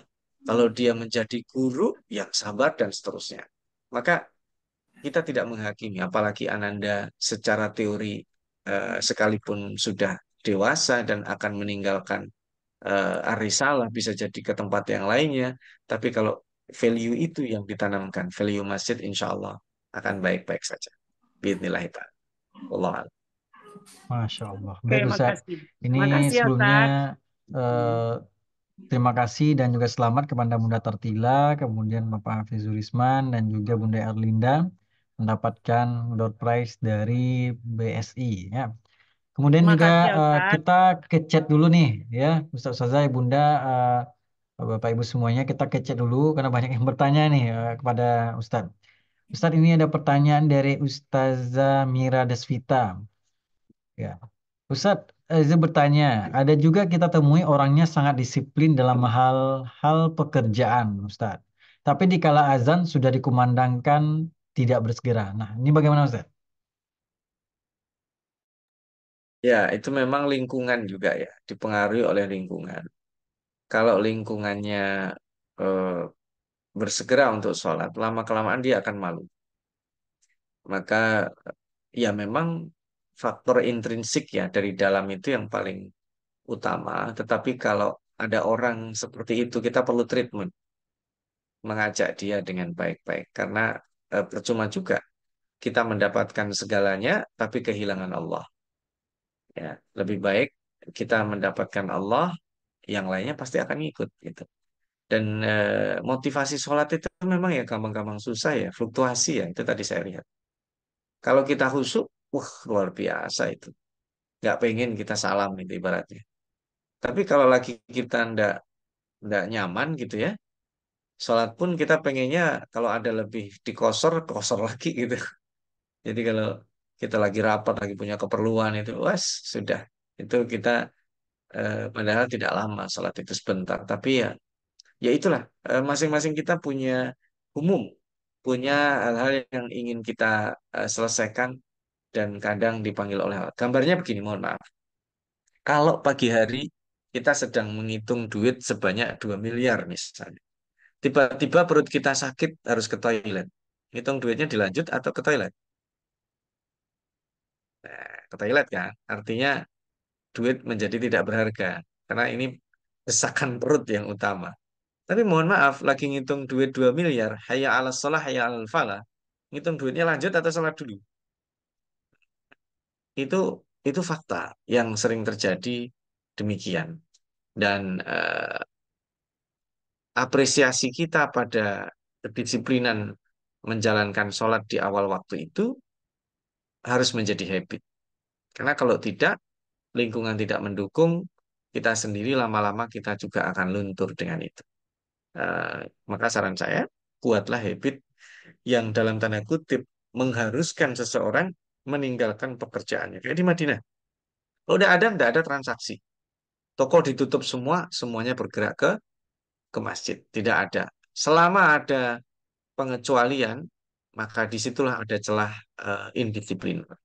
Itu kira-kira. Kalau value-nya sudah bagus seperti di Madinah itu, saya kira luar biasa. Wallah alam. Masya Allah. Baik Ustadz, ini dari chat ini juga ada yang bertanya. Kalau tadi Ustazah Mira, ada Swita, ini juga ada Mira, Bunda Mira ini. Nah, kita persilakan Bunda. Ini langsung bertanya kepada Ustadz. Silakan.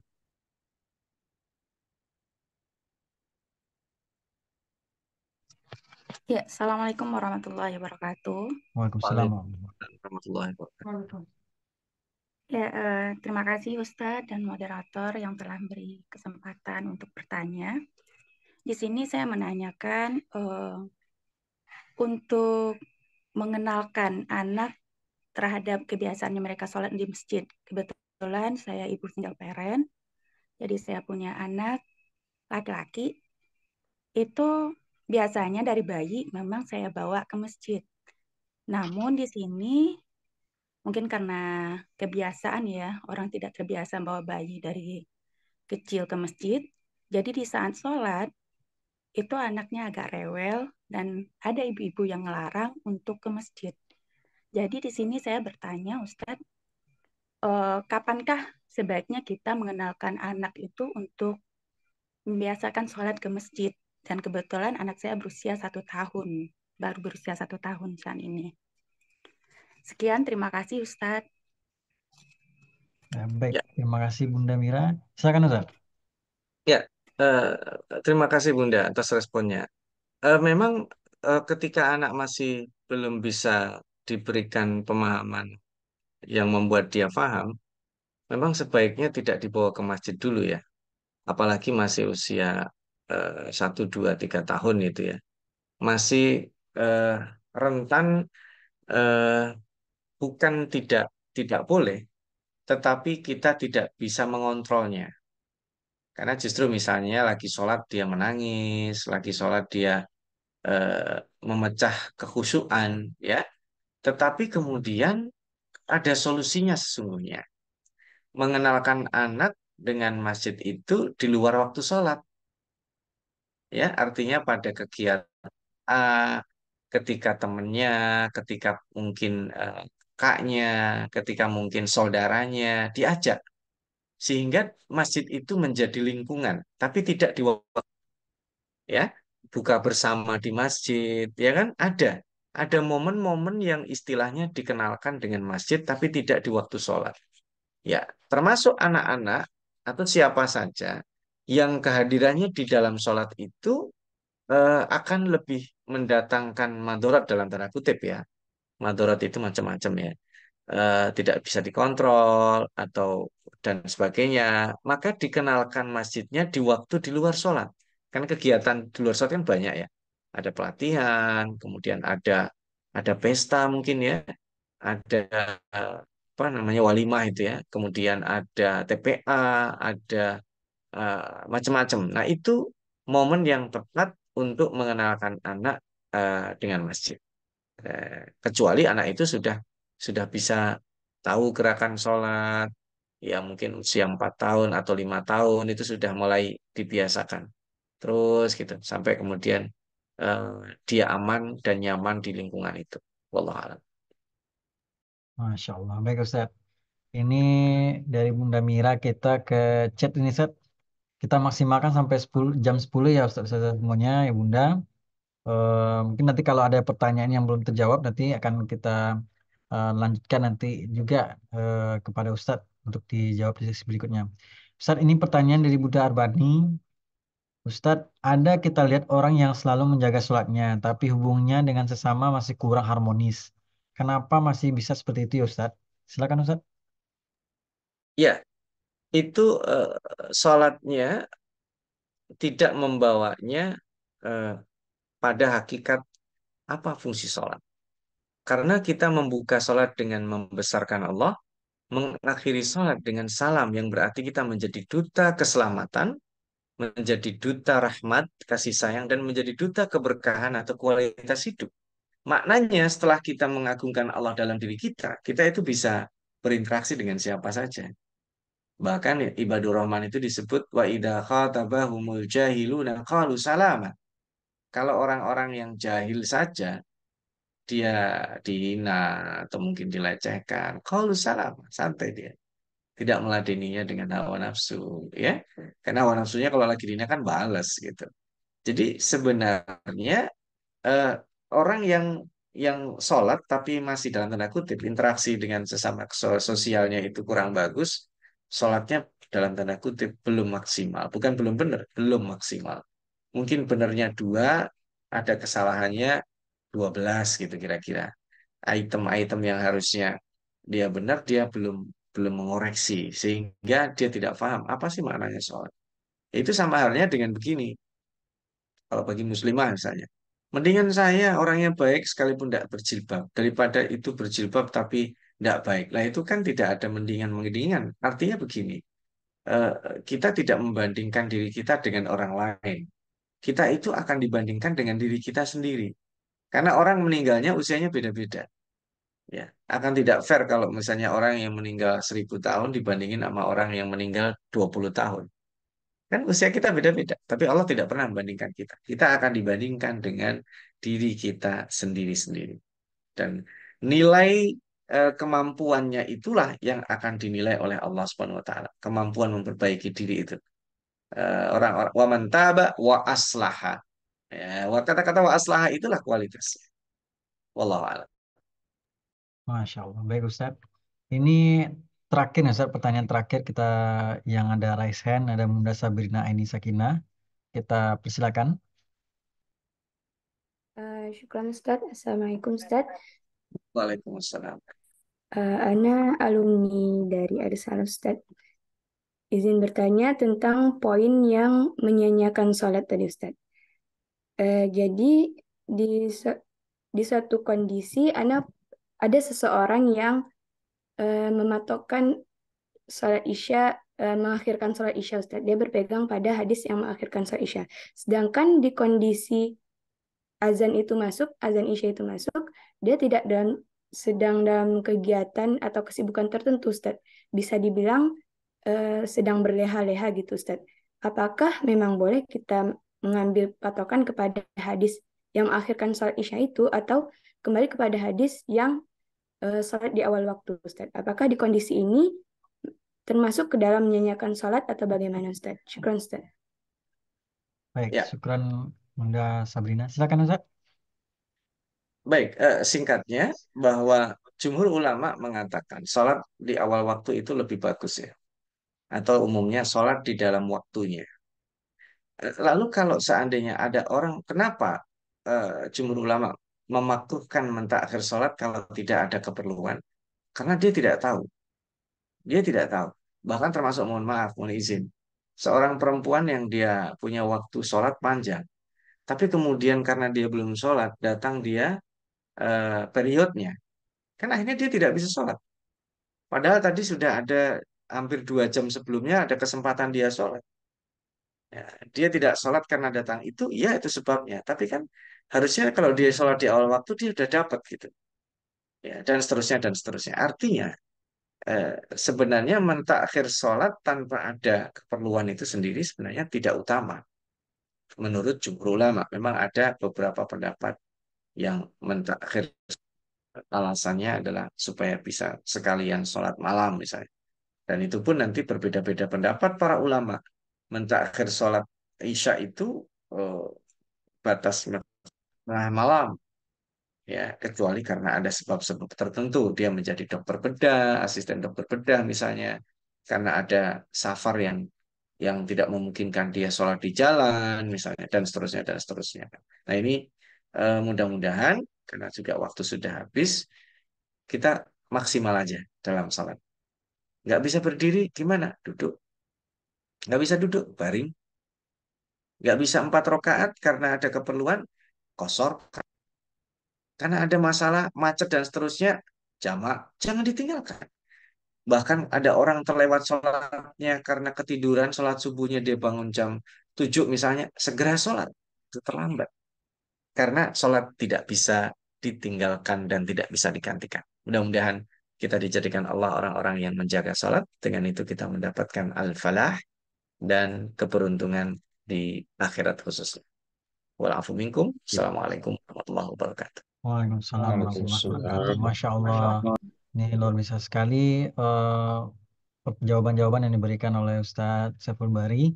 Dan Bunda, Ayah Bunda, Ustadz-Ustazah, Bapak Ibu semuanya, pertanyaan-pertanyaan yang sudah masuk itu sudah kita simpan. Nantinya akan kita teruskan pada tim BPO dan juga nanti akan dilanjutkan pada Ustadz Saiful Bahri nantinya. Dan karena keterbatasan waktu nih, Bapak Ibu ya Bunda Ustaz semuanya, kita persilakan kepada Ustadz Saiful Bahri untuk memberikan closing statement, konklusinya pada kajian kita di malam hari ini. Silakan Ustaz. Baik, sederhana saja, jadikan diri kita, standar hidup kita adalah sholat. Karena dalam sholat itu kita seolah-olah membonceng Nabi Muhammad SAW menghadap Allah. Kita dalam Al-Fatihah setelah mengakui kebesaran Allah, iyyaka na'budu wa iyyaka nasta'in, hanya kepadamu, berarti kita berbicara kepada Allah.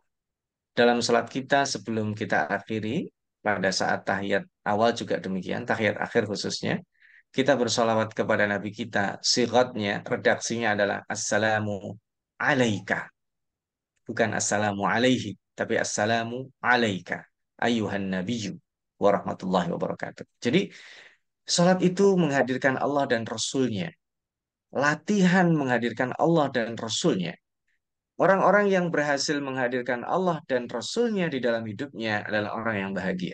Dia tidak takut miskin, tidak takut tidak dipuji, tidak takut tidak viral, tidak takut tidak didengar.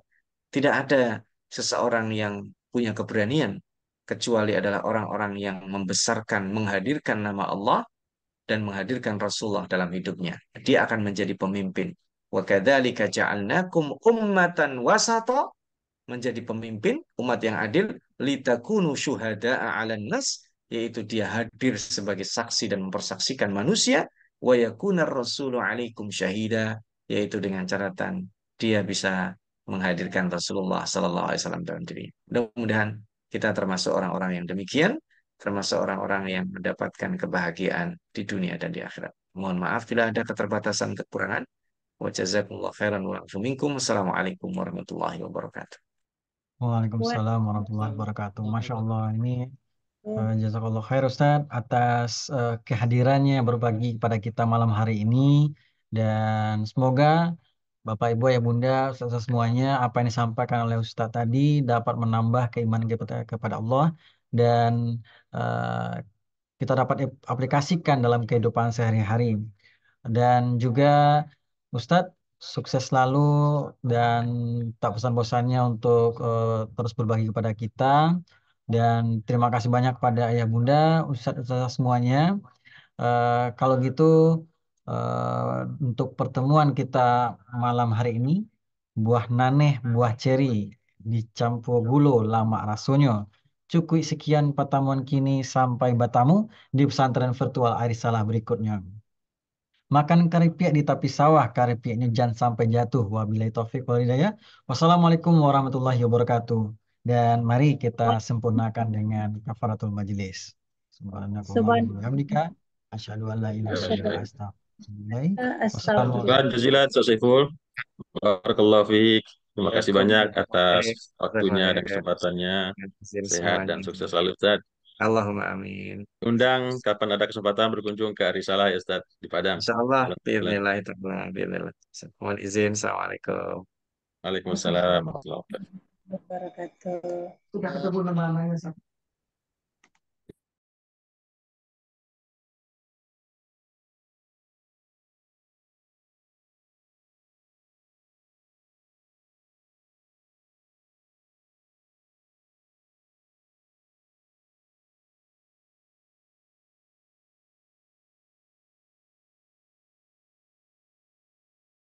Misi yang diemban oleh perguruan Islam Arisalah adalah mencetak generasi Qur'ani penuh berkah. Misi ini telah dijalankan oleh perguruan sejak awal pendiriannya hingga saat ini melalui pelaksanaan program tahfiz Al-Quran secara berjenjang, mulai sejak kelas 1 SMP hingga kelas 3 Madrasah Aliyah.